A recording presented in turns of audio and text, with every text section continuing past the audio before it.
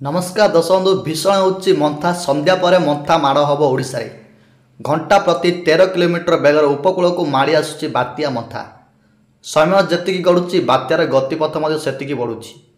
राति 12टा सुधा बात्या चेन्नई ठारू 400 किलोमीटर पूर्व रही।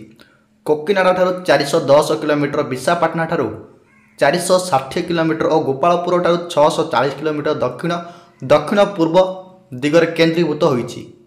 तेज दर्शक बंधु जदि आम पवनर बेग देखा गले 90 ରୁ 100 किलोमीटर मध्य झटका पवनर बेग घंटा प्रति 110 किलोमीटर छुईपे बोली भारतीय पाणीपाग विभाग आकलन करिछि। एहारी प्रभाव में दक्षिण ओडिशा रे अधिकरू अधिक वर्षा मध्य रही।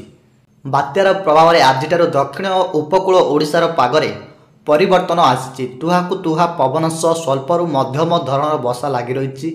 सेपटे कोरापुट, मालकानगिरी, नवरंगपुर, कलाहांडी, कंधमाल, गंजाम, गजपति और रायगड़ा जिलार विभिन्न स्थान में वर्षा होईछि। पुरी, गंजाम, गजपति, खोर्धा, जगतसिंहपुर, पुरी, केन्द्रापड़ा जिले में पागर मिजाज बदली। आज संध्यारे मंथा स्थलभाग स्पर्श करने को आसंता 48 घंटे ओडिशा पाई गुरुत्वपूर्ण हो पड़ी। ताहाकु नजर रखी भारतीय पाणीपाग विभाग दक्षिण ओडिशार जिलागुड़िक रेड वार्निंग देइछि। 28 तारिख तथा आजिठारू काली पर्यंत गंजाम, गजपति, रायगड़ा, मालकानगिरी और कोरापुट जिले में बिजुली घड़घड़ी सह घंटा प्रति 60 ରୁ 80 किलोमीटर बेगर पवन होइबारे घंटा प्रति 17 किलोमीटर बेगर आगक बढ़ुची। आज संध्या 5टा ରୁ राति 8टा मध्य स्थलभाग छुईबारे आंध्र प्रदेश कोकिनाडार कोनासीमार लैंडफॉल करिबो मंथा। लैंडफॉल समय पवनर बेग घंटा प्रति बेग 90 ରୁ 100 किलोमीटर रहीपे। सेपटे बात्यार प्रभाव में गंजाम राति सारा वर्षा लगी रही। 2000 लोक सुरक्षित स्थानांतर माड़ी आसुची बात्या मंथा। गंजाम जिला प्रशासन लोकों सुरक्षा पाई समस्त पदक्षेप ग्रहण करिछि। प्राय 1000 आश्रयस्थली प्रस्तुत रखाଯାଇଛି। तलिया अंचल और पहाड़िया अंचल 2000 लोकों सुरक्षित स्थानांतर कराଯାଇଛି। सेहीपरि विभिन्न स्वास्थ्य केन्द्र और हस्पिटाल 910 गर्भवती को भर्ती दर्शक बात्या 16टी विमान बातिल बात्या नहीं विशाखापट्टनम को हाई अलर्ट। 16 विमान बातिल कले कर्तृपक्ष। एयर इंडिया और इंडिगोर विमान बातिल।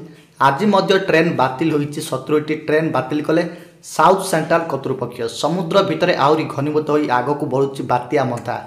आज संध्यार भीषण बात्यार रूप नब। तेज बात्या मंथार मुकाबला सरकार प्रस्तुति शेष होईछि। विभिन्न स्थान में पहुँचले सरकारी अधिकारी। बात्या मंथार मुकाबला सरकार प्रस्तुति शेष। विभिन्न स्थान में पहुँचले सरकारी अधिकारी। प्रभावित होगा जिला मानक 5टी एनडीआरएफ, 24टी ओड्राफ और 111टी टीम पहुँचले सुरक्षा पाई। मोट 140टी नियोजित होइतिबा कहिसंती राजस्व और विपर्यय परिचालना मंत्री सुरेश पुजारी। तेज सरकार बात्या उपरे तीक्ष्ण नजर रखिछंती। जो जोन रे पाणीपाग विभाग पक्षरु आकलन करिछि ताहाकु नै पूर्व प्रस्तुति जारी रखिछि। गजपति जिलार 339 पाखापाखि स्थान में भूस्खलन आशंका रही। अन्य पहाड़िया जिलार समस्त भूस्खलन स्थान को चिन्हट कराଯାଇଛି। अधिक वर्षा समय घर बाहर को जीवाकू बारण कराଯାଇଛି। पक्का घर नथिले वर्षा रिलीफ सेंटर को चली जावाकू परामर्श दिया जाइछि। प्रभावित हेबाकू थिबा 8 जिलार 1445 रिलीफ सेंटर खोला जाइछि। प्राय 3000 लोकंकु स्थानांतर करा जाइथिबा सूचना मिली।